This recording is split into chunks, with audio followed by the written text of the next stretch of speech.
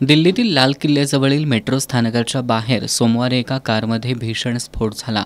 या हल्ल्यात आत्तापर्यंत 12 जणांचा मृत्यू झालाय तर 24 जण गंभीर जखमी झालेत।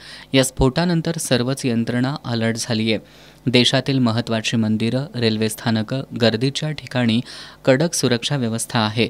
कोल्हापुरातील करवीर निवासिनी श्री अंबाबाई मंदिराच्या सुरक्षेतही वाढ करण्यात आली आहे। सध्या अंबाबाईचा दक्षिणायन किरणोत्सव असल्यानं भाविक मोठ्या संख्येनं येत आहेत।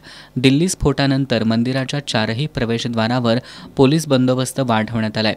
मेटल डिटेक्टरसह अन्य उपकरणांच्या सहाय्यानं भाविकांची पूर्ण तपासणी करूनच मंदिरात प्रवेश दिला जातोय। मंदिराच्या सुरक्षेच्या दृष्टीनं पोलीस यंत्रणा अतिशय सतर्क झालेली आहे। आपली पण सुरक्षा यंत्रणा आपण सतर्क केलेली आहे।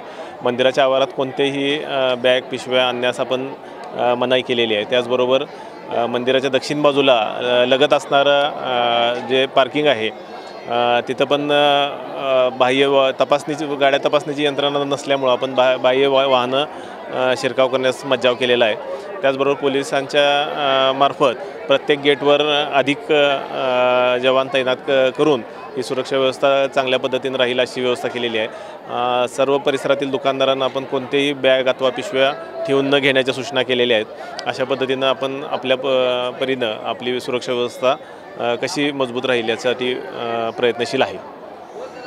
स्फोटाच्या पार्श्वभूमीवर मंदिरासह जिल्ह्यातील महत्त्वाच्या ठिकाणीही सुरक्षा व्यवस्था वाढवण्यात आली आहे।